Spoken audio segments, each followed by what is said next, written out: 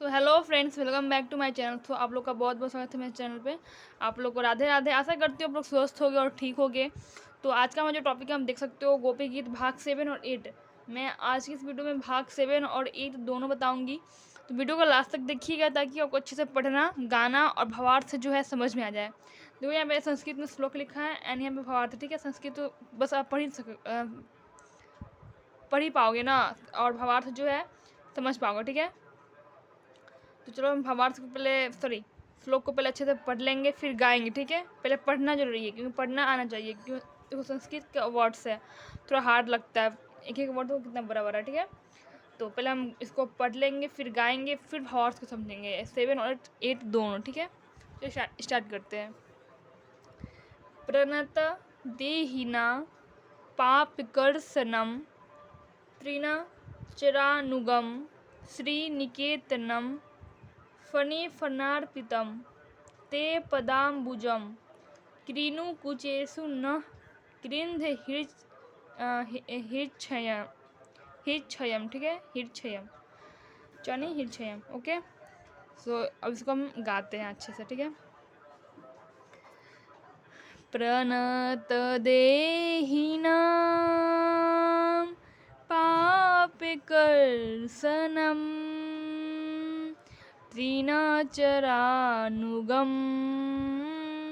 श्रीनिकेतनं फणिफणार्पितं ते पदाम्बुजं कृणुकुचेषु नः कृन्धहिर्च्छयम्। ऐसे पढ़ते हैं। ठीक है, गाते सॉरी।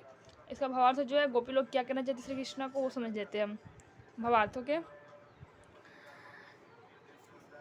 तुम्हारे चरण कमल शरणागत प्राणियों के सारे पाप को नष्ट कर देते हैं। मतलब चरण कमल, उनके बस चरण कमल, अगर आप उनके चरण में चल जाते हो, उनके शरणागत हो जाते हो, उनके शरण में चल जाते हो। ठीक है, तो जो भी प्राणी जो उनके शरण में चले जाते हैं, उनके जितने भी पाप रहते हैं उनको नष्ट कर देते हैं। उन्हीं चरणों को तुमने कालिया नाग के शीश पर धारण किया था। आपने कभी कृष्णा देखा होगा पहले वाले, तो आपने उसमें देखा होगा कि जब एक नदी में, यमुना जी में कालिया नाग प्रवेश किया था, मतलब वहीं पे रहता था और पूरा पानी को दूषित करता था। तो कृष्णा जी ने उसके फन पे जो है नृत्य किया था और उसके फन को अपने पैरों से कुचला था।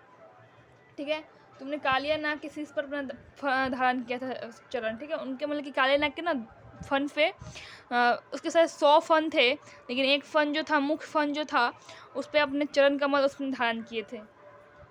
तुम्हारी विरह की वेदना से हृदय कंपित हो रहा है। मतलब कि देखो ये बात, गोपी गीत जो है, जब श्री कृष्ण वृंदावन छोड़ के मथुरा चले गए थे, तभी ये गोपी गीत बनाया है। ठीक है, गोपी लोग ने इस गीत को गाया है अपने विरह, प्रेम के विरह में। ठीक है, तो क्या बोल रही है, तुम्हारी विरह की वेदना से हृदय कंपित हो रहा है। मतलब कि तुम्हारे जाने की वजह से हमारा जो विरह है, हमारा जो दुख है, उससे जो हमारा हृदय जो है कंपित हो रहा है, काँप रहा है। ठीक है, तुमसे मिलन की कामना हमें सता रही है। मतलब कि लास्ट वही वृंदावन से जब मथुरा गए थे वही मिलन था, उसके बाद कभी नहीं मिले। ठीक है, गोपी लोग से सता रही है।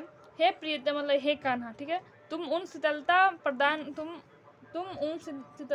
प्रदान करने वाले चरणों को हमारे जलते हुए वक्ष स्थल पर रखकर हमारे हृदय की अग्नि को शांत कर दो।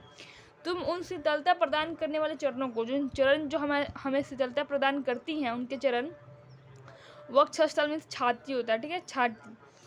तो हमारे जलते हुए, जो हमारे हृदय में जो जलन है आपकी विरह में, जो रो रही हैं हम, उसे अपने चरण कमल जो है हमारे वक्ष स्थल में, छाती पे रख कर हमारे हृदय की अग्नि को शांत कर दो। ठीक है, ये कहना चाहते हैं श्री कृष्णा को गोपी लोग। ठीक है, ये भाग 7 का है और भाग 8 का जो है बहुत अच्छे समझेंगे और गाते हैं और पढ़ते हैं। ठीक है, चलो स्टार्ट करते हैं भाग 8। ओके, भाग 8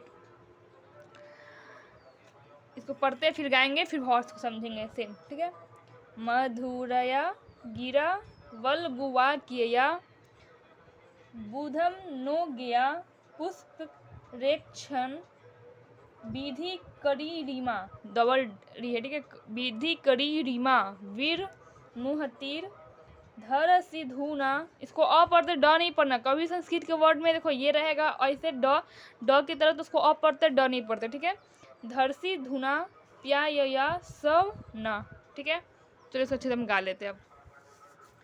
मधुरया गिरा वल्गुवाक्यया बुधा में नो गया पुष्परेक्षणम विधि करीरिमा वीरमुहतिरा धर सिधुना प्यायया सवना, ठीक है। ऐसे गाते हैं इसको। अब इसका जो है भावार्थ हम समझ लेते हैं। इसमें क्या गोपी कहना चाहती है, इसका मतलब क्या है, इस श्लोक का मतलब, ठीक है। भावार्थ, हे कमल नयन मतलब हे कान्हा, उनके तो बहुत हजारों करोड़ों नाम है। कमल नयन, श्याम सुंदर, कान्हा, कृष्णा, पता नहीं क्या क्या, माखन चोर, तुम्हारी वाणी कितनी मधुर है। ये तो सत्य है, हमारे श्री कृष्णा जो है उनकी वाणी बहुत ही मधुर है, कान्हा की वाणी बहुत ही मधुर है। तुम्हारा एक एक शब्द हमारे लिए अमृत से बढ़कर मधुर है। उसी वाणी का रसवादन करके तुम्हारी आज्ञाकारिणी हम दासी मोहित हो रही हैं। तुम्हारी वाणी मतलब कि एक एक वर्ड, देखो एक एक शब्द मतलब एक एक वर्ड हमारे लिए अमृत के समान है, अमृत से भी बढ़कर, ठीक है, हम अमृत से भी बढ़कर मधुर है। देखो मतलब कि अमृत जो है बहुत मधुर होता है, मीठा होता है, लेकिन क्या बोल रहे हैं गोपी लोग, एक एक तुम्हारा जो वर्ड है हमारे लिए अमृत से भी बढ़कर मधुर है। उसी वाणी का रसवादन मतलब कि स्वाद ले, जैसे कि खाना खाते तो स्वाद लेते हैं ना, वैसे ही कान्हा के वाणी को गोपी लोग जो है रसवादन कह रही है, ठीक है, करके तुम्हारी आज्ञाकारिणी हम दासी मोहित हो रही हैं। उनकी वाणी पर जो है वो दासी लोग हैं, जो गोपी लोग हैं वो मोहित हो रही हैं। ओके। हे दानवीर मतलब हे कान्हा, अब तुम अपना दिव्य अमृत से भी मधुर अधर रस पिलाकर हमें जीवन दान दो। मतलब तुम अपना दिव्य अमृत मतलब कि इनके पास जो है दिव्य अमृत है, उससे भी मधुर अधर रस पिलाकर हमें जीवन दान दो, ठीक है। ये था हमारा भाग 8। सो अगर आपको कैसा लगा कमेंट करना, अगर अच्छा लगा तो प्लीज़ कमेंट करना, और चैनल पे न्यू हो तो सब्सक्राइब करना, ताकि आपको जो हर रोज़ ऐसे टॉपिक मिलते रहे। वीडियो को लाइक करना, और फिर हम कल मिलेंगे 9 और 10 को लेकर, ठीक है। ऐसे ही 18 पार्ट है, हम लोग 18 पार्ट को भी सही से ही कर लेंगे, ठीक है। 9 और 10 कल हम लोग पढ़ेंगे, भावार्थ को समझेंगे, गाना भी सीखने गाएंगे भी अच्छे से, ठीक है। तो कल मिलते हैं। सब्सक्राइब करना ना भूलें मेरे चैनल को, ताकि आपको जो हर रोज़ एक वीडियो मिलते रहे। ओके, राधे राधे, फिर कल मिलते हैं, बाय।